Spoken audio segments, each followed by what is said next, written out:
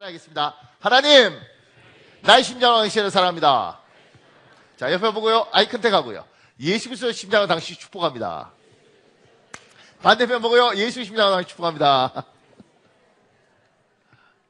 고맙습니다. 잘 오셨습니다. 우리 이달의 말씀 하겠습니다. 이달의 말씀. 주의 백성을 구원하시며 주의 산업에 복을 주시고 또 그들의 목자가 되시어 영원토록 그들을 인도하소서. 시편 28편 9절 말씀. 우리의 목자 되신 성령 하나님, 영원토록 우리를 복된 길로 인도하여 주옵소서. 주의 백성의 몸과 영혼을 구원하여 주옵소서. 주의 백성의 가정과 산업에 복을 주옵소서. 예수님의 이름으로 기도합니다. 아멘. 반드시 여러분의 선포대로 이루어질 줄 믿습니다. 우리 누가복음과 히브리서에 인내란 단어들이 나옵니다. 성경에 이 인내에 관한 이야기를 제가 좀 하려고 합니다. 제가 밑에 짧게 이렇게 적었습니다. 우리의 신앙에서 인내, 헬라어로 히포모네는 중요한 덕목입니다. 인내를 통하여 신앙적 결실을 얻고 인내를 통하여 하나님이 약속하신 풍성한 축복을 받을 수 있기 때문입니다. 그러기에 사탄은 인내하지 못하도록 우리의 상황을 만들고 심지어 우리를 조급하게 만들어서 축복의 문턱에서 걸려 넘어지게 합니다. 승리하는 신앙생활이 되기 위해서 왜 인내가 중요한 신앙의 덕목인지를 오늘 살펴보려고 합니다. 인내가 굉장히 중요한 덕목입니다. 지금 씨 뿌리는 비유에서 씨를 뿌리고 인내로 결실을 하는 겁니다. 인내로 하나님의 약속하신 걸 받는 겁니다. 인내는 굉장히 중요한 성경의 덕목입니다. 제가 그 밑에 질문에 이렇게 적었습니다. 인내는 타고나는 것입니까? 고민하라는 겁니다, 여러분에게. 2번에 이렇게 적었습니다. 인내하지 못한 사람의 인생과 인내한 사람의 인생을 비교해 보신 적이 있습니까? 3번째, 인내와 기도 생활은 어떤 관계가 있을까요? 우리 민족마다 문화적인 차이가 좀 있죠. 중국을 만만디 문화다 이렇게 이야기하기도 하고, 우리 한국 문화를 빨리빨리 문화다 이렇게 이야기를 해요. 근데 제가 놀란 건 뭐냐면, 우리 빨리빨리 문화 이러면서 외국인들이 한국에 왔을 때 서울시에서 만든 자료로 제가 봤는데, 한국 문화 체험하기 중에 빨리빨리 문화 체험하기가 있더라고요. 그런 쓸데없는 것을 하는 거. 그 빨리빨리 문화 체험은 어떻게 하느냐? 이렇게 이제 그 설명서에 뭐가 돼 있냐면, 자판기에서 커피를 누르고 그다음에 컵이 딱 내리면 그걸 잡고 커피가 내려올 때까지 이렇게, 그리고 물하고 커피하고 나오면 막바로 빼는 거. 이걸 연습을 시키는 거예요. 한국의 빨리빨리 문화를. 에스컬레이터를 탈 때 타고 그냥 있는 게 아니고 타고 걸어서 막 올라가는 거. 이게 빨리빨리 문화의 체험이라는 거예요. 나 참 웃긴 사람들 많아요. 이걸 왜 체험시키는 거예요? 그러니까 이런 것들을 해야 된다는 거죠. 그러면서 프린트, 이렇게 우리 컴퓨터 이렇게 해서 프린트 하잖아요. 프린트 할 때 그것도 빨리빨리 문화가 있더라고요. 내가 프린트 갖고 무슨 빨리빨리 문화를 체험하나 하니까, 프린트를 딱 해서 나올 때 그냥 하는 게 아니고 쭉 나올 때 자꾸 당기는 거 이렇게. 그러니까 그러면서 이제 제가 처음엔 좀 기분이 좀 안 좋더라고요. 아니, 우리나라 문화를 이걸 외국인한테 이걸 왜 체험시키느냐. 근데 이제 그 밑에 왜 우리가 이럴 수밖에 없었는가. 그러면서 조선시대 때 서양인이 와서 쓴 기록 중에 조선은 아주 느긋한 나라였다. 이 기록을 이제 보여주고요. 그 다음에 그 밑에 근데 왜 한국이 이렇게 빨리빨리란 문화가 되었을까? 그 설명을 하면서 이제 한국에 대한 이해력을 주는 것이더라고요. 그래서 이제 오해는 좀 풀렸는데, 저 그거 보면서 많이 놀랐습니다. 그러고 저도 그러더라고요. 프린트하고 당기고 있더라고요, 이렇게. 제가 저 보면서 얼마나 놀란지 몰라요. 그러니까 문화가 그러니까 DNA가 아니고 문화예요.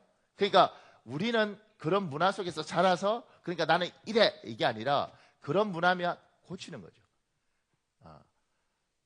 우리 민족은 문화적으로 DNA 자체가 빨리빨리야. 그러니까 안 돼. 이게 아니고 하나님이 어둠이 있던 이곳에 복음을 주셨어요. 그리고 이야기하는 거예요. 얘야, 이 복음대로 살아라. 그러면 희망이 있고 소망이 있다. 말씀대로 살아라. 그러면 희망이 있고 소망이 있다. 그러면서 우리에게 요구하는 거죠. 너희 민족의 문화가 뭐라고 그러든지 간에 그건 타고난 게 아니고 그냥 문화니까 얘들아 인내를 해야 된단다. 그래야 너희의 인생에 희망이 있단다. 하나님이 그 이야기를 하시는 거예요.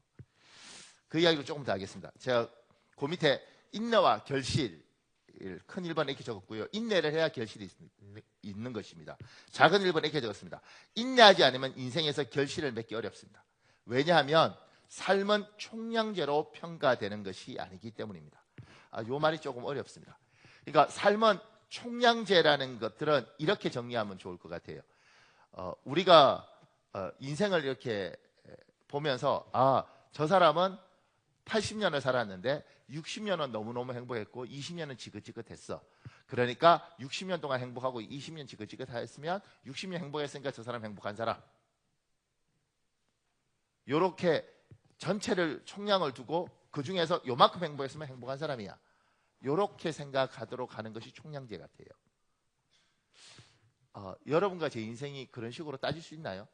영화를 봤는데 그 영화가 이렇게 말을 하는 거죠. 저 영화가 1시간 반이었는데 1시간 10분 동안은 너무너무 즐겁다가 20분은 슬펐어. 그러니까 이건 즐거운 영화야. 이게 맞나요? 사랑하는 여러분, 제가 설교할 때 여러분이 아무 반응을 하지 않더라도 내가 알아서 다 하겠지만 그래도 반응을 해야죠. 생각을 보십시오. 이게 맞나요? 축구 경기를 할 때 볼 점유율이 있더라고요. 경기를 하는데 이쪽 90분 내내 이쪽의 볼 점유율이 80%고 이쪽이 20%야. 그러면 80% 했으니까 여기가 이긴 건가요? 고마워요. 여러분이 살아있다는 걸 내가 알았어요. 반응하는 총량제라는 건 많이 가지면 이기는 거예요. 그죠? 그런데 축구 경기는 그게 아니잖아요. 80분을 가지고 있던 99분을 가지고 있던 골 먹으면 지는 거예요. 연극이나 영화도 이를테면 1시간 반 중에서 1시간 20분을 웃어도 마지막 10분에 주인공 죽고 비참하고 눈물 흘리면 비극이에요. 인생을 왜 마라톤에 비유하냐면 마라톤이 42.195km잖아요. 42km까지 1등으로 계속 달리다가 195m 앞에서 넘어지거나 실수해서 실격하면 그건 실패한 인생이에요. 여러분과 제가 인생을 정리할 때 하나님께서 인내를 요구하는 것은 무엇이냐면 지금 인생은 총량제가 아니라 마지막에 어떤 열매를 맺느냐에 따라서 그 인생은 복된 인생이 될 수도 있고 복이 없는 인생도 될 수 있습니다. 생각해보세요. 내가 젊었을 때 재벌이면 뭐 하겠냐고. 죽을 때 거지로 죽으면 거지인 거예요. 내가 젊었을 때 아무리 고생을 많이 해도 마지막에 갑부로 죽으면 갑부인 거예요. 인생은 그렇게 정의되는 겁니다. 그래서 하나님께서 인내로 마지막 결과를 얻어먹는 것이지 인내하지 못하면 마지막이 추해지니까 남는 게 없는 인생이 되는 거예요. 제가 조금 더 설명할게요. 그 밑에요. 성공적인 결혼생활, 성공적인 직장생활, 성공적인 신앙생활도 마지막까지 인내하지 않으면 결실이 없습니다. 30년을 행복했다면 마지막 5년을 인내로 결실하십시오. 우리 교회는 가정이 잘 되길 소망하면서 목회하는 그 부분이 큽니다. 제가 요새 위기감을 확 느끼는 것 중에 하나가 뭐냐면 황혼 이혼에 대해서 부담이 오더라고. 혹여 우리 교인들 중에 황혼 이혼을 할 사람이 있을까 이렇게 좌우를 둘러보게 되더라고요. 표정이 괜찮은데 감사합니다. 목사 되면 눈치 많이 보게 돼 있어요. 이렇게 얼굴 보면서. 왜냐하면 우리나라 문화가 점점 더 변하면서 젊은 애들보다 황혼 이혼이 더 많아요. 60 넘어서 그냥 이혼해버리는 거예요. 그러면서 야, 저게 남의 이야기겠는가? 우리 교회는 그게 아니겠는가? 이런 고민도 하게 되더라고요. 결혼해서 40년을 살았는데 이를테면 결혼해서 40년을 살았는데 나는 30년은 행복했어요. 그리고 10년은 불행했어요. 그러니까 내 결혼 생활은 행복한 결혼 생활이야. 이렇게 말하는 게 아니잖아요. 결혼 40년 동안 30년 동안 너무너무 행복하게 살다가 마지막 10년 동안 서로 죽일 듯이 싸우면 불행한 결혼이 되는 거잖아요. 30년 동안 너무너무 힘들게 살았는데 마지막 10년에 남자가 회개를 하든 여자가 회개를 하든 회개하고 둘이 정말 둘도 없이 살아가면 그건 행복한 결혼 생활이 되는 거잖아요. 이런 생각 안 해보셨습니까? 나만 고민하나요? 여러분 이게 생각하셔야 됩니다. 옛날 여자는 옛날에 제가 이렇게 부목사일 때 그 70세 이상 할머니들만 모신 구역이 있었습니다. 70세 이상. 그런데 지금으로부터 거의 20년 전이니까 이게 우리가 지금처럼 기대 수명이 그만큼 많지도 않았거든요. 그러니까 이분들 한 80주면 돌아가신다고 생각하는 분들이었어요. 그런데 거기에 89세도 두 분 있었어요. 89, 총 10명인데 그 70세 이상 89세 두 분 이렇게 해서 총 10명 데리고 다니면요 정말 어디에서 넘어지실지가 불안합니다. 그리고 넘어지시는 순간 한 번은 그 뚱뚱한 우리 박 권사님이 엉덩방아를 찍었는데 뼈가 나이가 드시니까 70 넘으시니까 뼈가 부러지신 거예요. 그래서 119가 왔어요. 119가. 근데 거기가 엘리베이터가 없는 5층이었어요. 5층에 사셨거든요. 119가 와서 이게 안 되니까 혼자 업고 내려오다가 부러지셨으니까 가야 되잖아. 업고 오다가 너무 무거우니까 119가 그러는데 할머니 미안합니다. 좀 쉬지요. 그리고 그 부러진 분을 계단에 누워놓고 왜냐면 너무 힘이 든 거예요. 그런 어른들을 제가 모시고 살았거든요. 그런데 그런데 그러더라고요. 옛날에 왜 그렇게 힘드셔도 이혼 안 하고 사셨어요? 이러니까 법인 줄 알았죠. 이렇게 하시더라고요. 법인 줄 알고 헤어지면 안 되는 줄 알고 살았대. 이제는 바뀌었어요. 언제든지 헤어질 수 있습니다. 그리고 여자들이 독립해서 살 자신이 생겼습니다. 그러면서 과감하게 이혼할 수 있습니다.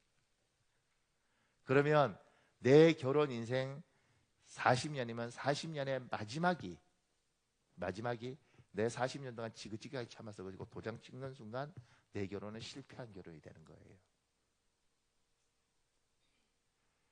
내가 직장생활 30년 열심히 했는데 직장 퇴직하기 전에 3년 동안 지긋지긋해서 욕하고 싸우고 던져버리고 사표 내고 막 소리 지르고 그러면 지긋지긋한 직장생활이 되는 거예요.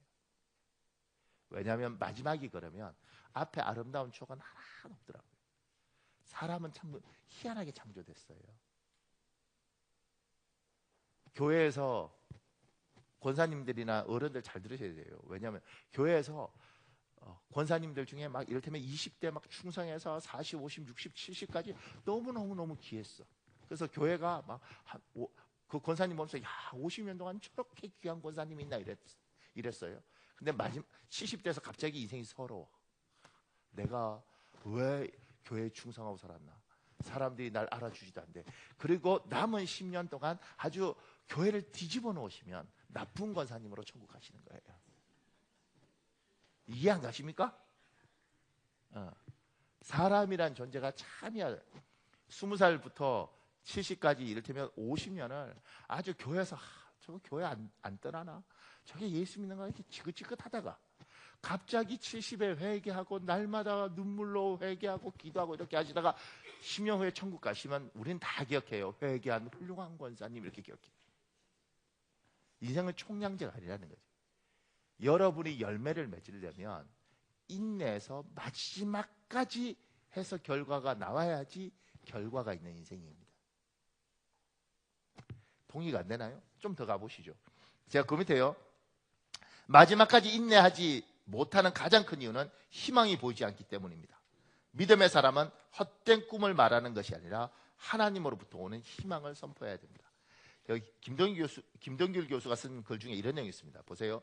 나는 이 부분에서 3.1 독립운동에 참여했던 민족 대표 33인 중에 왜 변절자가 많이 나왔는가를 깨닫습니다. 그들에게 희망이 없다는 것, 즉 언젠가 이 나라에 해방이 오리라는 믿음이 없었다는 게 변절의 이유라 할 만합니다. 외정 말기 일본이 전 세계를 지배하리라는 전망이 너무도 우세해지자 그들은 더 이상 조국 해방을 기다리지 못하고 변절자의 대열에 들어가고 맙니다.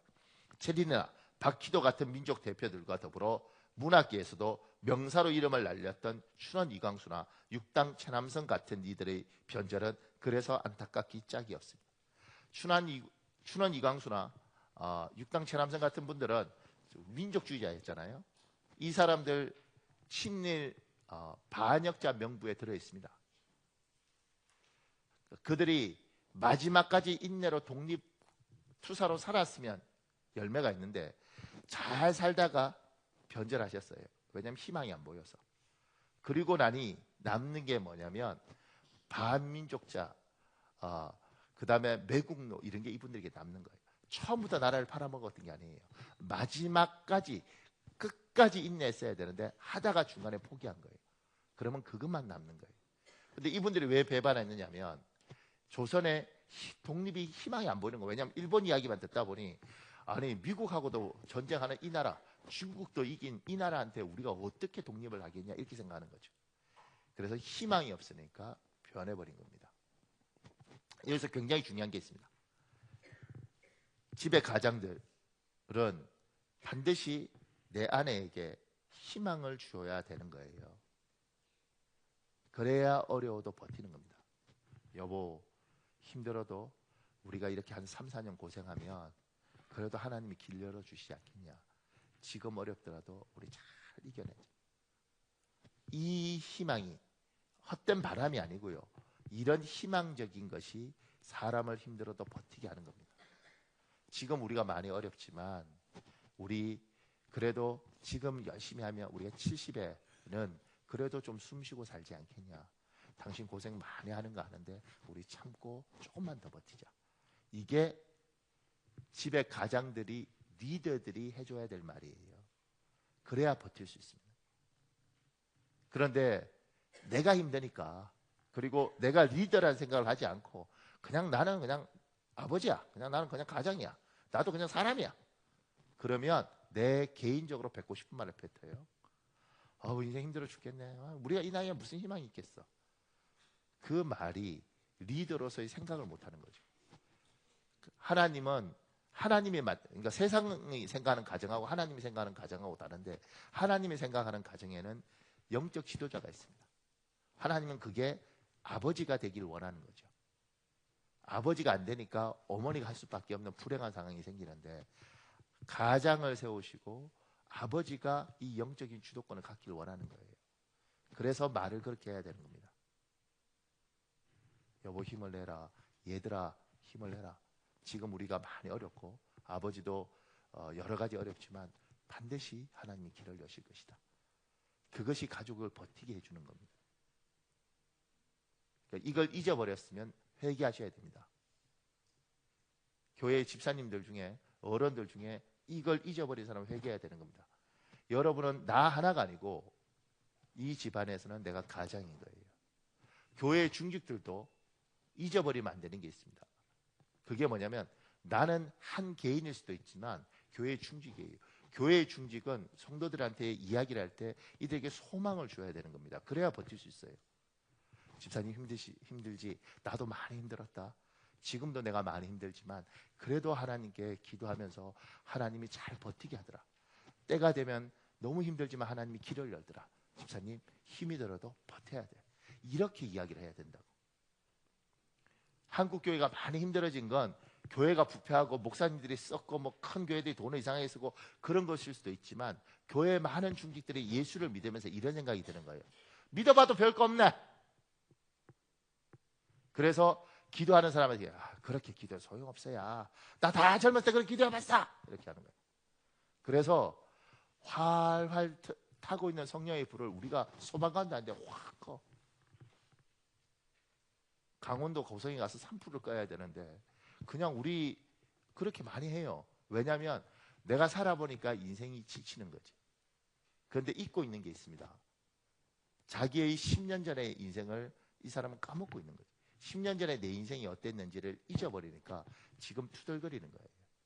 지금 나는 당연히 이 정도가 되고 그리고 나는 굉장히 많은 걸 가져야 되는데 못 가졌다고 생각하는 거예요. 돌아보면 옛날에 10년 전에 이 사람은 그 자신을 돌아볼 수 있는 눈만 있으면 하나님 앞에 굉장히 하나님 많은 걸 주십니다. 제가 이렇게 말을 해요. 예수 처음 믿는 사람한테 이렇게 말해요. 이제 하나님 믿으셨죠? 하나님 살아있다는 거 아시죠? 기도하는 거 받으셨죠? 그럼 힘들어도 나하고 3년만 같이 기도합시다. 3년을 기도하면 반드시 하나님 축복하십니다. 제가 이렇게 말을 해요. 그럼 진짜 3년 열심히 기도하고 여러 가지 변한 사람이 있습니다. 근데 3년 지나도 안 변한 사람들이 있습니다. 목사님 3년 기도해도 소용없던데요. 그럼 제가 이렇게 말을 할 겁니다. 지금까지 그런 사람이 없어요. 그러면 왜냐면 다 변하더라고. 그러면 제가 이렇게 말해요. 집사님 3년만 더 3년만 더 우리 기도해 봅시다. 그럼 6년 기도했잖아요. 그런데 6년 만에 와서 목사님 6년 기도했는데 변한 게 없습니다. 그럼 저는 반드시 이렇게 말합니다. 3세판입니다. 3세판. 한 번만 더 3년. 난 그렇게 이야기할 겁니다. 그래서 그 사람이 9년 만에 만약에 왔는데 목사님 변한 게 하나도 없습니다. 이렇게 말을 하면 제가 그러죠. 원래 집사님이 10년인데 내가 처음부터 10년 하면 나가버릴까 봐 내가 그냥 그랬는데 이제 1년 남았다. 9년이 억울해서라도 참아라. 한번 해보자. 제가 요거 하면서 그 생각했어요. 조혜민이 갑자기 목사님 나한테 왜 그러세요? 왜 제가 우리 혜민이 생각했냐면 10년 전쯤인가 지금 혜민아 네가 몇 살이냐? 29이야? 31이야? 30이야? 33이야? 32? 미안해. 너무 놀랬다. 네가 32.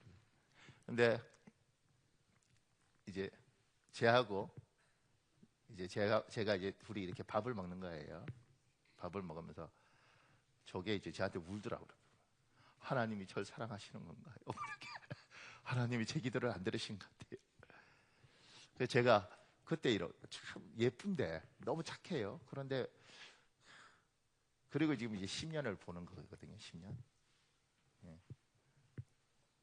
나는 확신합니다. 제가 예수 믿어도 너무너무 행복해 이러지 않을 거라고. 이게 지금 중학교 있냐? 그지? 중학교 선생님이에요. 그러니까 다 좋아하잖아요. 학교 선생님, 며느리감 뭐 이런 거. 아버지는 장로고 엄마는 권사고 뭐 이렇게. 예. 참고로 남자가 없는 것 같아요. 이렇게. 그리고 참고로 쟤뿐만 아니라 우리 교회 애들은 너무 고고하게 늙어가요. 37, 38 막 아주 학처럼 늙어가는데 나 미치겠어. 그러니까 여러분들이 기도하면서 어떻게든 좀 애들 다 괜찮아요. 그런데 그냥 애들이 너무 고고하게 늙어가고 더 속상한 건 그럼 지그들끼리 구제해 주면 좋잖아. 우리 교회는 원래 전통이 자기들끼리 구제해 주는 거였어요.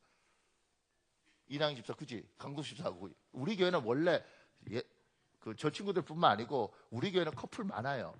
일부에 하는 박양근네 뭐 이렇게 뭐 하여튼 많은데 그런데 이 전통이 끊어지는 바람에 미안합니다. 설교가 3초 보았는데 이 전통이 끊어지는 바람에 지금 애들은 정말 소가 닭을 저렇게 보는 것 같다 이 생각했는데 자기들끼리 아무 감동이 없어. 내가 보면 다 괜찮은데 웬만하면 자기들끼리 좀 어떻게 그냥 주님께서 십자가 지시듯이 좀 지면 좋을 텐데 근데 애들이 그냥 어릴 때부터 자라서 관심이 별로 없어요 서로 간에. 제가 왜 제 이야기를 하느냐면 뭐 저렇게 32살에 얼마나 꿈이 많았겠어요. 근데 그러면 지금 32살에 뭐 학교 선생님은 남들은 다 좋아 보이지만 저 아이가 막 이러겠냐고. 그런데 10년 전에 애슐리에서 이렇게 밥 먹으면서 저한테 목사님 이러면서 했던 이야기들이 있거든요. 근데 저는 이렇게 10년을 지나서 이렇게 보면 참 하나님이 너를 많이 사랑한다. 그리고 그렇게 인도한 하나님을 보면 앞으로 얼마나 또 좋은 걸 인도할까. 이런 것들을 이제 목사는 보고 있는 거죠. 그러니까 힘들어도 기도하고 인내하면서 버티면서 하나님이 결과물을 주시는 거예요. 그러니까 힘들어도 잘 승리하시길 예수님 이름으로 축복합니다. 제가 2번에 이렇게 적었습니다. 인내하는 것은 뭐냐면 기다리는 것입니다. 욕심은 사람을 급하게 만듭니다. 과한 욕심은 사람을 더욱 조급하게 만듭니다. 이소우와 황금알을 낳는 그 위에서 황금알을 많이 얻는 방법은 그 위에 배를 가르는 것이 아니라 긴 세월 기다리며 참으며 기다리는 것입니다. 아시죠? 이 거위가 매일 황금알을 낳아요. 그러니까 이 하루 기다려서 하나씩 하는 게 너무 힘들어. 그래서 거의 배를 갈라요. 아무도 남는 게 없는 거예요. 인내는 기다리는 것입니다. 근데 그 밑에요. 제가 이렇게 적었습니다. 기다리는 것은 무료하게 노는 것이 아닙니다. 목표를 이루어지길 소망하면서 기다리는 것입니다. 그래서 기다리는 것은 가장 어려운 작업 중에 하나입니다. 기다리는 건 그냥 노는 것이 아닙니다. 목표를 가지고 그것이 이루어지길 소망하면서 기다리는 거예요. 그러니까 인내하는 것이 엄청 힘든 거예요. 왜냐하면 아무 생각 없는 사람은 기다리는 게 아닙니다. 그냥 놀고 있는 것이지. 우리는 소망이 있습니다. 내가 그걸 해보고 싶습니다. 근데 길은 내가 여는 것이 아니고 하나님이 여는 것이니까 그걸 하나님이 열 때까지 기다리는 것이죠. 어떻게 기다리냐면 제가 그 밑에 이게 적었습니다. 기다리는 동안 부지런히 자신을 준비시켜야 합니다. 쓰임받은 모든 사람들은 쓰임받기 전에 하나님이 준비시키셨고 자신이 준비했습니다. 어떤 분이 이 이야기를 자꾸 인용하는데 그분이 책을 안 써서 제가 정리를 좀 했습니다. 보세요. 집안이 넉넉지 못했던 미국의 한 장교가 있었습니다. 1915년 미 육군사관학교를 졸업 후 보병 소위로 임관했습니다. 1차 세계대전에 참전하지 못했던 그는 47살이 되도록 만년 소령으로 제자리 걸음을 했습니다. 적은 군인 월급으로 가족들을 부양하느라 무척 고생했습니다. 그러나 그는 결코 좌절하지 않고 묵묵히 인내하면서 때를 기다렸습니다. 특별히 자기의 인생 가운데 가장 비참했던 시기였던 취사병과 근무 시절에는 전쟁 영웅이 되는 동료들을 보면서 후방에서 식당이나 관리하던 자신을 비관했습니다. 그러나 그는 미래를 준비했습니다. 식당 근무가 정해진 기간에 끝나는 장점을 활용하여 매일 저녁 군사작전을 공부하였습니다. 그리고 전쟁 시나리오를 가지고 매일 연구했고 자신에게 언젠가 기회가 주어지면 쓰임받게 될 것을 꿈꾸었습니다. 그런 그를 지켜보던 사람이 있었으니 당시 그의 상관이었던 메가드 장군이었습니다. 메가드 장군은 그가 언젠가 큰 인물이 될 것을 내다보고 7년씩이나 지켜보았습니다. 그리고 기회가 되었을 때 그를 사용하였습니다. 그 군인의 이름은 바로 아이젠하워입니다. 이 제2차 세계대전이 일어나자 3년이라는 짧은 기간 동안 그는 5성 장군으로 도약했고 유럽 연합군 최고 사령관 직책을 맡았습니다. 아이젠하워는 2차 대전의 결정적인 분기점이 됐던 노르망디 상륙작전의 수립과 집행한 명장으로 역사에 남았습니다. 그가 늘 한 말이 있습니다. 쓰고 안 쓰실 것은 위에 계신 하나님께서 결정하신다. 나는 쓰임받기를 기대하며 준비할 뿐이다. 여러분 인생에 기대가 있으면 인내하셔야 됩니다. 인내는 그냥 노는 것이 아니고 자기를 잘 준비시키는 것입니다. 그 연세대학교 철학과 교수로 은퇴하는 김영석 교수님이 있습니다. 그분이 벌써 100세예요. 100세. 이분이 이런 말들을 하더라고요. 자기가 65세 때 정년 퇴직을 하고 이렇게 생각했대요. 내가 80까지는 어떻게든 일을 해볼 수 있겠구나 이렇게 생각했다는 거예요. 그래서 퇴직하고 15년을 생각을 하신 거죠. 근데 그분이 지금 100세예요. 지금도 강의를 하십니다. 그러면서 이분이 이런 말을 하셔요. 내가 은퇴를 65세에 했으니까 지금 100살이니까 은퇴하고 35년을 강의를 했다는 거예요. 내가 연대 교수로 철학과 교수로 있었던 시간보다 훨씬 현역보다 훨씬 긴 시간 동안 자기는 일을 했다는 거예요. 이시영 집사님은 몇 살 때 천국 오라고 하나님 프로그램하고 이 땅에 보냈을까? 그죠? 가만 있어봐. 집사님은 몰라도 이영미 집사님 어디 갔어? 어디 있어요 이영미 집사님? 없어요? 이영미 집사님. 이영미 집사님은 몇 세에 천국 오라고 하나님 프로그램 시켜서 이 땅에 보내셨습니까? 120세? 그 사이 20년이 늘었어요? 아니 좀 적당히 느리지. 제가 작년까지 100세로 프로그램 돼서 태어났다고 들었는데 120세. 제가 이걸 왜 묻느냐면 이런 사람들 있죠. 아유 목사님 제 나이 벌써 60이에요. 60. 목사님 제 나이 벌써 70이에요. 끝났어요 이제. 그런데 끝났는데 다 끝났어. 근데 주께서 120살에 오래. 그럼 50년을 어떻게 살아? 여러분이 언제 천국 갈지는 우리는 아무도 모릅니다. 그런데 내가 지금 생각하는 것처럼 난 뭐 한 70이면 가겠지, 80이면 가겠지. 그때 못 가실 수 있습니다. 더 놀라운 건 건강한 상태로 100세, 120세까지 갈 수 있습니다. 내가 은퇴했는데 은퇴하고 난 이후에 시간이 너무 많을 수 있습니다. 그러니 준비하시고 생각하셔야 됩니다. 노년에 뭘 먹고 살까? 이렇게 생각하는 것 말고 하나님, 나는 무엇을 준비하고 하나님께서 제2의 인생을 살게 하면 어떻게 살아야겠습니까? 그 생각을 해야 되는 것입니다.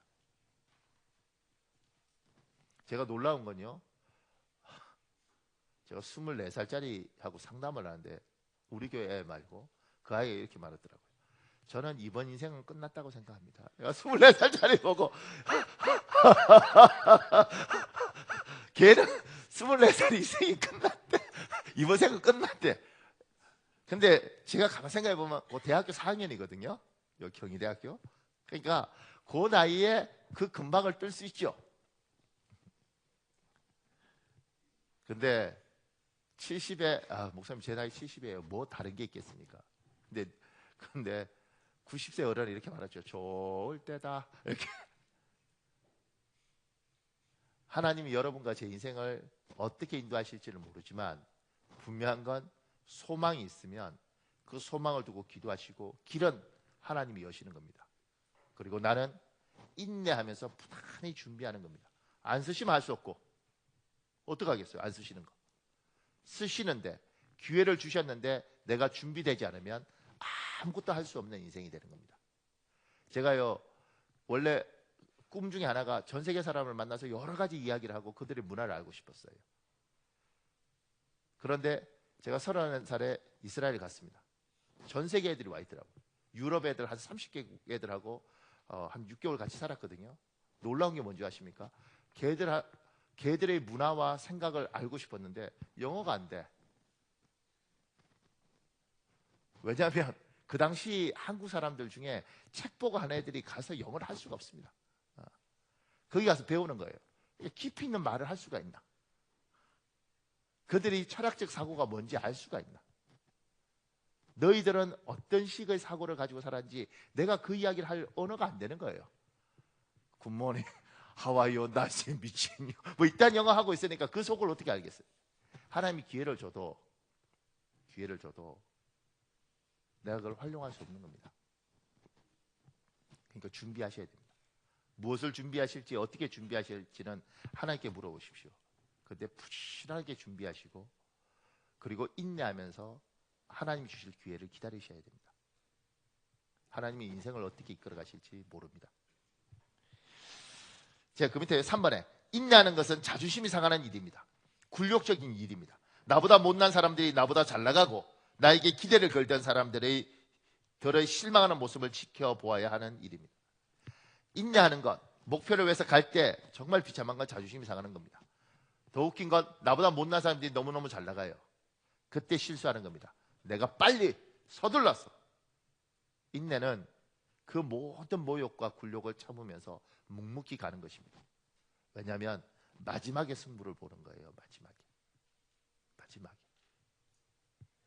제가 4번에 이렇게 적었습니다. 인내하는 것은 하나님을 신뢰하는 믿음의 행위입니다. 반드시 좋은 날을 주실 줄 믿고 버티는 믿음입니다. 잊지 마십시오. 우리 하나님이 이 세상의 주인이십니다. 여러분이 왜 살아야 되는가? 왜 죽으면 안 되는가? 왜 인생을 스스로 끝내면 안 되는가? 하나님이 인생의 주인이십니다. 그리고 그분은 반드시 자기 백성에게 길을 여십니다. 그게 믿음입니다. 버티셔야 됩니다. 가난해도 버티시고 힘드셔도 버티셔야 됩니다. 제가 옛날에 목사님 저 감옥 가면 어떻게 해요? 갔다 오세요. 그때 너무 몰랐어 세상. 갔다 오세요. 집사님 갔다 오시면 하나님 길을 여십니다. 도망가면 소용이 없고요. 갔다 오세요. 참고로 제가 부목사 때 뭘 알았겠어요. 갔다 오세요. 그런데 지금도 만약 누가 뭐라 그러면 갔다 오세요. 그래서 기회가 생긴다면 갔다 오세요. 도망가면 해답이 없습니다. 하나님이 갔다 와도 반드시 길 여십니다. 그러니까 당당히 새로 시작하십시오. 이렇게 말을 하는 것이죠. 제가 그 밑에 5번에 이렇게 적었습니다. 인내하는 것은 내가 누구인지 증명하는 것입니다. 말이 아니라 긴 시간 행동으로, 삶의 자세로 내가 누구인지 말하는 것입니다. 우리는 말이 아니라 열매로 증명하는 사람들입니다. 인내하지 못하는 것들은 빨리빨리 나를 증명하려고 그래요. 증명은 행동으로 하는 겁니다. 제가 우리 교회를 목회하면서 가지고 있는 생각이 있습니다. 그 중에 하나는 뭐냐면, 우리가 성실하게 하나님 앞에 예쁘게 목회하면 하루 이틀 목회하는 것이 아니라 30년을 목회한다면 30년 동안 반드시 이 주위에 있는 사람들은 알 거다. 지금까지 한 10년 우리 같이 이렇게 목회하면서 이렇게 자세히 보면, 우리는 뭐 총동원 전도주일, 그 다음에 7주간 전도 계획 프로그램 이런 거, 우리는 그런 거 없어요. 그죠?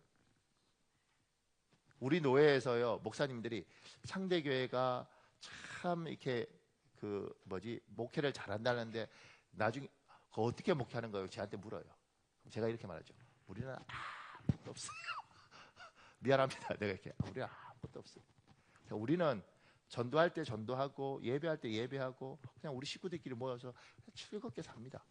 그리고 때되면 기도하고. 가장 성도로 지켜야 될 기본적인 것들을 지키면서 꾸준히 가는 겁니다. 그렇게 10년, 그렇게 15년 가면 그것이 주위에서 다 압니다. 저기는 엉뚱한 짓 하지 않고, 저기는 이상한 짓 하지 않고, 저기 목사님은 이상한 성격의 사람이 아니고, 저 교인들은 그래 참 좋은 것 같다. 이게 우리 교회가 가야 될 방향이에요. 그러니까 아주 큰 교회, 대단한 교회가 우리는 되지 못할 가능성이 많습니다. 근데 분명한 건, 지치고 힘든 사람들이 우리 교회에 오면 우리 교회가 반드시 그들에게 마지막 종착역이 되고 안식할 수 있는 교회는 될 수 있습니다. 그래서 설교를 할 때도, 철야 때는 제가 설교를 좀 다르게 하잖아요. 그런데 주일날 때 가만히 설교를 듣다 보면 반드시 주일날 설교를 들은 사람들은 사람이 변하게 되어 있습니다. 하나님이 그렇게 하십니다. 그리고 저항하는 사람은 인생이 괴롭습니다. 제가 여러분 보고 헌금하라 이렇게 이런 거 안 하잖아요. 그럼에도 불구하고 반드시 말씀이 괴롭히게 되어 있습니다.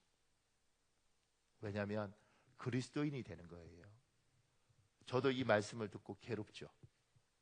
그리고 말씀에 무릎을 꿇으면서 여러분과 내가 변하고, 우리가 변하면 가정이 변하고, 가정이 변하면 내 주위에서 변하고, 그리고 교회가 변하고, 그러면서 주위에서 이야기하는 거예요.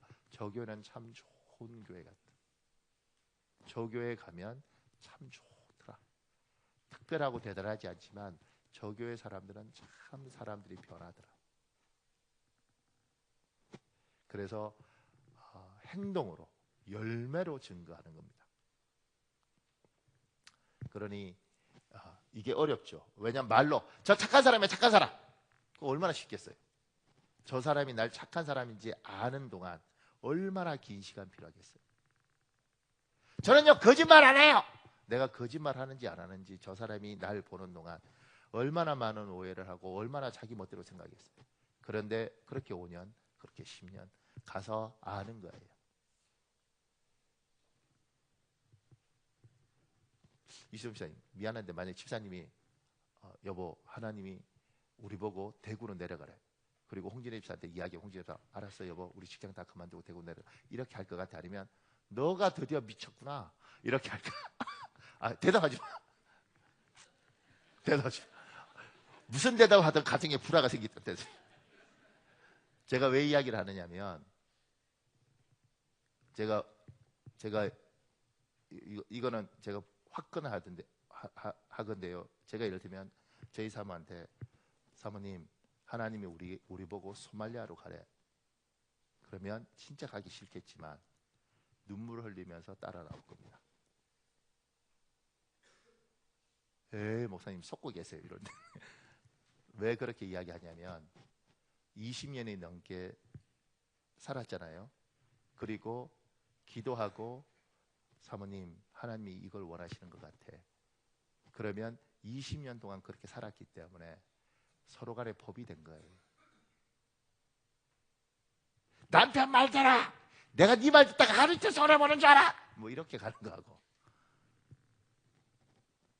내 삶이 10년 20년 하나님이 떠나래, 하나님이 서래, 하나님이 그건 하지 말래. 그러면 그렇게 살아왔던 것들이 열매로 증명이 되면, 그러면 여보 하나님이 모든 거 내려놓으래.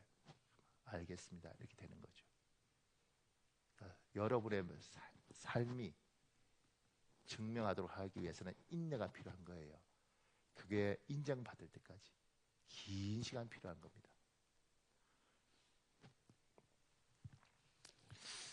그 밑에요. 빨리 가야 되는데 제가 이번에 인내와 기도에 대한 걸 썼습니다.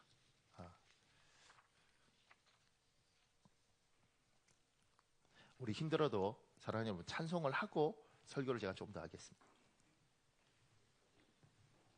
찬송가 337장입니다.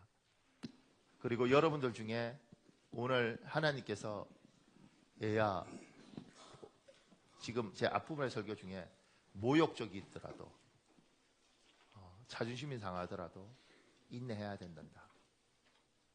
그 말씀을 누군가에게 하시면 아멘을 받으십시오. 하나님 난 더 이상 자존심 상해서 못하겠습니다. 다 엎어버리고 싶습니다. 그러지 마십시오. 얘야 말로 증명하지 말고 네가 행동으로 증명해야 된단다. 그러면 지금부터 행동으로 증명하도록 사십시오.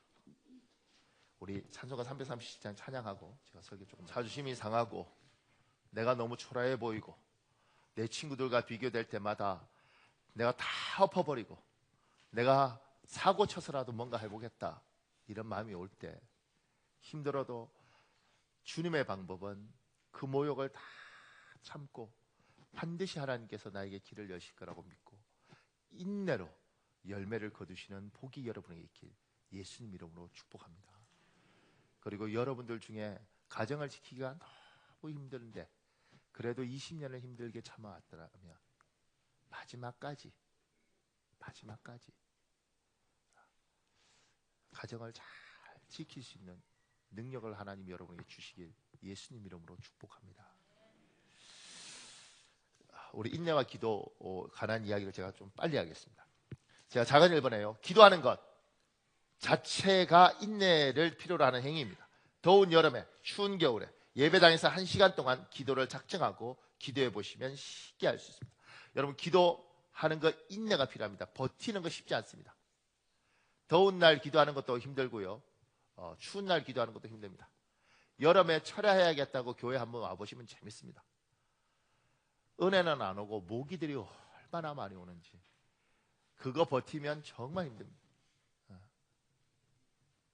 기도는 그냥 앉아있다고 되는 게 아니라 그 1시간이면 1시간 그걸 버텨야 되는 거예요. 그러니까 우리 성도들은 할 수만 있으면 하루에 1시간씩 꼭 기도할 수 있도록 작정을 하십시오. 목사님 1시간을 어떻게 빼요? 그러니 점심 먹고 20분 기도하고 아침에 출근하면서 운전하면서 그냥 뉴스 듣는 것보다 찬양 틀어놓고 운전하는 30분 동안 기도하고 집에 와서 씻고 텔레비 볼 수도 있지만 그 시간 전에 잠자기 전에 10분 정도 기도하고 그러면서 기도를 채우는 기도를. 자, 그 밑에요. 그러하기에 기도한 사람과 기도하지 않은 사람을 동일하게 취급하면 공평하신 하나님이 아닙니다. 김하중 씨가 쓴 글 중에 이런 내용이 있죠. 2008년 11월에 나는 세계적으로 유명한 한 중보기도 사역자와 함께 저녁을 먹을 기회가 있었다. 그때 그녀가 나에게 물었다. 어머님이 살아계십니까? 돌아가셨습니다. 언제 돌아가셨습니까? 15년 전에 돌아가셨습니다. 그녀는 어머니가 크리스찬이셨는지 기도를 많이 하셨는지 어느 정도로 많이 기도하셨는지를 물었다. 그러더니 어머님께 감사하십니까? 라고 물었다. 나는 매일은 아니지만 어머니 길이나 생각이 날 때마다 감사하고 있다고 대답했다. 그러자 그녀가 이렇게 말했다. 매일 어머니께 감사하십시오. 당신의 어머니께서 당신을 위해서 얼마나 기도를 많이 했는지 지난 15년 동안 하나님께서 그 기도에 다 응답하셨습니다. 그런데 중요한 것은 앞으로도 응답받을 기도가 많이 남아있다는 것입니다. 15년 전에 돌아가신 어머니께서 나를 위해 한 기도가 쌓여서 내가 대통령 수석 비서관도 되고 주중대사를 6년 반이나 하고 통일부 장관도 된 것이다. 기도의 용사였던 내 어머니는 자신이 죽고 난 뒤 15년, 20년, 30년이 지나도 자신이 했던 기도가 응답받을 것이라는 확신을 갖고 계속 기도하셨던 것이다. 믿음의 기도는 그렇게 중요하다. 믿음의 기도는 낙담하지 않는다. 우리도 자녀와 자손을 위하여 이런 기도를 심어야 한다. 기도라는 것들이 인내가 필요하고 기도라는 것이 노력이 필요하기 때문에 수고한 사람과 수고하지 않은 사람을 똑같이 대하면 그게 공평하지 않는 하나님이십니다. 그러니 기도를 인내로 버티면서 기도하셔야 됩니다. 성도는 하루에 1시간씩 어떻게든 기도하려고 노력하셔야 됩니다. 제가 작은 이번에 이렇게 적었습니다. 우리가 기도하면 하나님은 반응하십니다. 기도에 대한 응답도 인내로 받습니다. 단 한 번의 기도에 하나님은 응답하실 수 있습니다. 그러나 때로는 인내로 긴 시간 동안 끈질기게 기도하며 응답받는 경우도 있습니다. 누가복음 18장 1절을 제가 읽을 테니까 7절을 여러분 읽으십시오. 예수님께서 언제나 기도하고 희망을 잃지 말아야 할 것을 가르치시기 위해 제자들에게 비유로 말씀하셨다.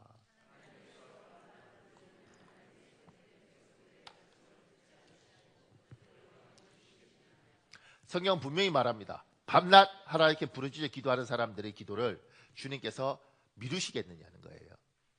그러니까 단 한 번에 기도 응답하시면 좋겠지만 그러지 않더라도 끈질기게 매달려서 기도할 걸 성경이 요구하고 있는 겁니다. 성경이. 조지 물러 이야기 유명하죠. 보세요. 하나님의 자녀 가운데 많은 사람들이 기도 응답이 즉시 오지 않는다는 이유로 비틀거린다. 몇 주일, 몇 달, 몇 년 동안 기도해다 아무 응답이 없다고 기도를 포기해버린다. 그래서 결국 기도하며 인내하며 기도했다면 확실히 받을 수 있었던 복을 놓친다. 나는 즉각적인 응답을 받은 적이 많다. 나의 기도 생활에서 응답받은 횟수를 헤아리자면 아마 수만 번도 넘을 것이다. 조금의 과정이나 거짓 없이 말한다. 나는 54년 9개월 동안 주 예수 그리스도를 믿는 신자로 살면서 기도한 그 시간 혹은 기도한 그날에 응답받은 적이 3,000번이 넘는다. 아침에 눈을 떠서 잠자리에서 기도했는데 잠자리에서 나오기 전에 응답받은 경우도 있었으며 하루에 5번의 응답을 받는 경우도 많았다. 다시 한번 진심으로 말하는데 지금껏 살아온 한평생 기도한 그 시간 혹은 기도한 그날에 응답받은 경우가 3,000번이 넘는다. 그러나 나의 모든 기도가 이처럼 즉시 응답되었다고 생각하면 큰 오산이다. 결코 그렇게 생각하지 말라. 내가 드린 기도가 모두 즉각 응답받은 것은 결코 아니다. 때로 나는 몇 주, 몇 개월, 몇 년을 기다려야 했다. 심지어 10년 이상 기다려야 한 적도 있었다. 하나님께서는 하잘것없는 내게 은혜를 베푸셔서 기도한 그 시간 혹은 기도한 그날에 3,000번 이상이나 즉각 응답해 주시기도 했지만 한 가지 응답을 받기 위해 몇 개월 몇 년을 기다리게 하시기도 했다. 한 번은 하나님께 어떤 것을 구한 적이 있었다. 나는 그 기도 제목이 하나님의 뜻에 맞는다고 생각했다. 그래서 응답을 받기 전이었지만 주께서 응답해 주실 것을 미리 수백 번씩 감사하며 하루에도 몇 번씩 날마다 확신을 가지고 구했다. 하지만 그 축복을 받기까지 무려 3년 10개월을 더 기다려야 했다. 또 한 가지 응답을 받기 위해 6년을 11년 6개월을 기다려야 했던 적도 있다. 특별히 마지막 경우에는 그 어느 때보다도 강한 확신을 가지고 무려 2만 번 이상 기도했지만 11년 6개월이 지나서야 비로소 응답을 받기도 했다. 내 믿음이 가혹한 시련을 받은 적도 있었다. 1884년 11월 나는 불신자 5명을 놓고 기도하기 시작했다. 나는 아플 때나 건강할 때나 육지에 있을 때나 바다에 있을 때나 제 아무리 일이 버겁고 과중하더라도 단 하루도 빼놓지 않고 그들이 회개하도록 해달라고 간절히 기도했다. 그렇게 18개월이 지났을 때 5명 가운데 한 사람이 회개하고 주께 돌아왔다. 나는 하나님께 감사드린 후 나머지 4명을 위해 계속 기도했다. 그로부터 5년이 지나 두 번째 사람이 회개했다. 이번에도 역시 하나님께 감사드렸고 남은 3사람을 위해 계속 기도했다. 그런데 날마다 기도하는 가운데 6년이 지나 세 번째 사람마저 회개했다. 역시 하나님께 감사를 드린 후 남은 2명을 위해 계속 기도했다. 하지만 그 2사람은 아직도 주께 돌아오지 않았다. 하나님의 풍성한 은혜를 받아 수만 번이나 기도의 응답을 받았던 바로 그 사람, 기도한 그 시간 혹은 기도한 그날에 3,000번 이상 기도의 응답을 받았던 바로 그 사람이 2명의 불신자를 위해 36년이나 기도 중이지만 아직 그들은 주께 돌아오지 않았다. 이제 다음 11월이 되면 내가 그들을 위해 기도하기 시작한 지 만 36년이 된다. 그렇지만 나는 하나님께서 응답하시라고 확신한다. 그래서 지금도 응답을 기다리며 기도하고 있는 중이다. 그리고 이 편집자가 쓴 게 이겁니다. 조지 뮬러가 36년간 기도한 2사람 가운데 한 사람은 뮬러가 죽기 직전에 회개했고 다른 한 사람은 그가 죽은 직후에 크리스천이 되었다. 하나님이 우리가 끈질기게 기도하고 이루어질 때까지 기도하는 겁니다. 힘이 들어도 하시면 하나님께서 반드시 약속하신 것이 그것입니다. 그러니 인내로 기도하는 거예요. 기도 시간도 인내를 하고 기도하는 것도 인내를 하는 겁니다. 그 밑에요, 제가 이렇게 적었습니다. 나의 기도 제목을 자세히 한번 살펴보십시오. 이것이 당장 이루어질 수 있는 것인지 아니면 긴 세월 걸려서 평생이 이루어져야 할 것인지 살펴보십시오. 저는요, 제가 좋은 목사 되게 해주십시오 그러면 금방 좋은 목사가 되고, 제가 하나님 언젠가는 목사들에게 도움을 주는 목사가 되고 싶습니다. 그러면 금방 되는 줄 알았어요. 근데 생각해보니 제가 목사들의 도움을 주려면 그만한 능력이 돼야 되지 않겠습니까? 목회자로서 최소한 50대 중반은 돼야지 되지 않겠냐 생각이 들더라고요. 좋은 목사가 된다는 게 하루아침에 되겠습니까? 긴 시간이 필요한 거죠. 여러분들 중에 누군가가 좋은 남편이 되게 해주십시오. 그럼 좋은 남편은 하루아침에 되는 것이 아닙니다. 김세호 집사, 좋은 남편은 어떤 남편인 줄 알아? 좋은 남편은 마누라가 세상 떠날 때 먼저 가면 안 되고 끝까지 남아서 도와주는 남편이 좋은 남편이에요. 이거 잘 들어보십시오. 좋은 남편은 먼저 가면 좋은 남편 아니에요. 이게 제가 보니까 이런 설교할 때 위험한 게 한 70년 할머니들이 갑자기 손 들면서 먼저 가주는 게 도와주는 거야 이러면 이제 설교 이상해지는데,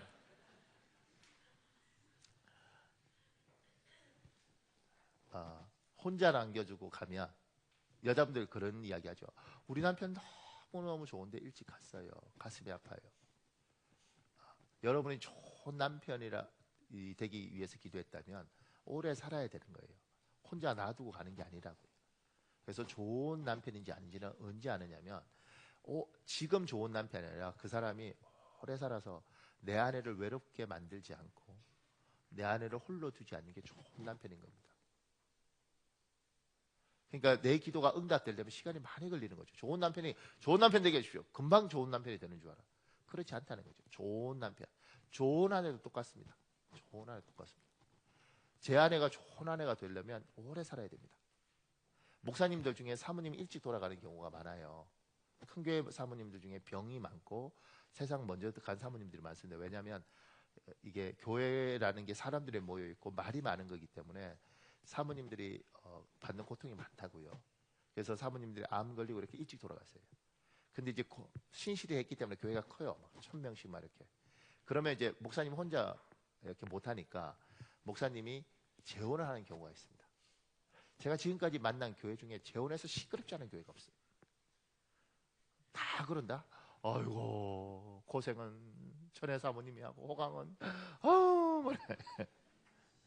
그러니까 오래 같이 살아주는 게 뭐예요?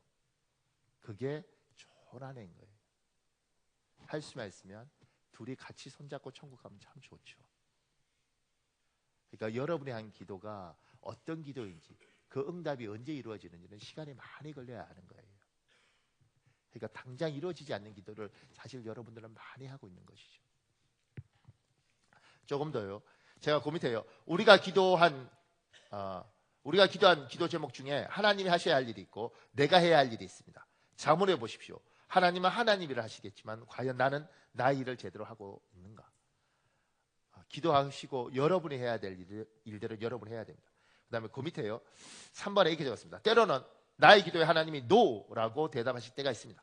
하나님의 거절에 마음이 상하고 하나님께 버림받은 것 같아 인생을 포기하고 싶어도 묵묵히 살아내십시오. 이것이 믿음입니다.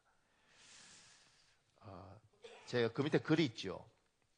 보세요. 이 강영구 박사가 쓴 글 중에 이런 내용이 있습니다. 나는 망막박리로 점차 시력을 잃어가고 있을 때 오랫동안 입원 생활을 끝낸 후 신앙과 기도로 눈을 고치려 했다. 순복음교회가 대조동에서 개척되었을 당시 나는 그 교회에 출석하면서 조은기 목사님 안수를 수없이 받았다. 그러나 시력은 돌아오지 않았다. 그때 나는 고침을 받지 못하는 것이 부끄럽기도 해서 왜 하나님이 나의 기도를 안 들어주실까? 구하면 주실 것이라고 했고 두드리면 열릴 것이라는 말씀은 어디로 갔단 말인가? 믿는 자에게는 능치 못함이 없다고 했는데 나의 믿음이 부족해서 고침을 받지 못한단 말인가? 라는 질문을 수도 없이 했다. 내 안에 이러한 갈등은 기도의 응답은 예스만 있다고 생각했던 데 있었다. 그때 나는 만일 하나님의 응답에는 노도 있다는 사실을 알았더라면, 그것이 한 차원 더 나아가 더 큰 축복이 된다는 사실을 알았더라면 불필요한 마음고생은 하지 않았을 것이다. 그런데 만일 하나님이 내 기도를 들어주셔서 내 눈이 고쳐졌다면 어땠을까? 나는 아마 죽은 누나의 뒤를 이어 소년 가장으로서 공장에 들어가 어린 두 동생을 돌보며 살았을 것이다. 그런데 하나님은 내게 그보다 더 큰 축복을 주시기 위해 당시에 노로 응답하신 것이다. 오늘날 세계 권력의 중심지인 워싱턴에서 아들, 며느리, 손자 3대를 이뤄 미국의 지도층도 부러워하는 명문가를 건설하지 않았는가? 고아원으로 남의 집 철물점으로 뿔뿔이 흩어졌던 동생들도 온 가족이 미국에 이민 와서 삶을 살고 있으며 5명의 조카들이 전부 각 분야에서 치과의사, 약사, 교수로, 컴퓨터 엔지니어로, 그리고 공인회계사로 섬기고 있다. 나는 이 같은 노라는 응답 외에 또 아직은 때가 아니기에 때가 될 때까지 기다리라는 응답을 받은 적도 있다. 박사학위를 받은 뒤 고국에 돌아가 대학 강단에서는 계획을 갖고 열심히 기도했으나 고국으로 돌아가는 문은 열리지 않았다. 한원 수 없이 고국행을 포기하고 미국에서 정착하는 길을 모색했다. 미국에서 직장을 구하고 영주권을 취득하니까 고국에서 봉사할 수 있는 문이 열리는 것이다. 오늘날 두 아들을 글로벌 리더로 키우기 위한 하나님의 계획이 심의였다. 기도하는 대로 문이 열리지 않을 때는 닫힌 문을 너무 오래 쳐다보고 있을 필요가 없다. 좋으신 하나님은 노로도 응답하시고 기다리라고도 응답하신다. 그런데 어떤 응답이든 그것은 미래에 더 좋은 문을 열어주시기 위한 하나님의 바른 응답임을 믿어야 한다. 그러므로 어느 때든지 긍정적인 신앙과 태도를 가지고 계속해서 전진해야 한다. 에스겔서 16장 6절에 있습니다. 여러분 읽어볼래요? 시작.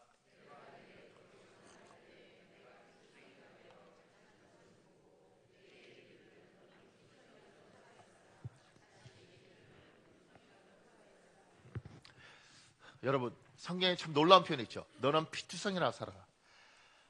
아무리 힘들어도 인내하셔야 됩니다. 자존심이 상하고 비참해도 인내하시면서 기도하셔야 됩니다. 주님이 말씀하시는 거예요. 너는 피투성이라 살아라. 하나님 피투성이라 살 바에 차라리 죽어버리겠습니다. 얘야 네가 나를 믿느냐? 네가 이 땅의 주님을 믿느냐? 피투성이라 살아라. 자존심이 상하고 너 인생이 비참하고 스스로 볼 때 너무너무 초라해서 하나님 내가 살아있는 것이 너무 비참합니다. 그런 피투성이라도 살아라 얘야. 내가 하나님이고 내가 주인이고 그리고 내가 너에게 길을 열어주겠다. 우리는 이 믿음을 가지고 버티는 거 아닙니까? 사랑하는 여러분, 이 시간에 주여 한번 간절히 부르고 우리 한 6, 7분 기도할 텐데요. 하나님, 나에게 피투성이라도 살 수 있는 인내력을 주십시오. 하나님, 아무리 힘들어도 인내로 기도하면서, 아무리 자존심이 상해도 하나님 인내로 버티면서 하나님이 주신 열매를 맺을 수 있도록 도와주십시오. 우리 주여 한번 간절히 부르짖고 우리 통성으로 기도하겠습니다. 주여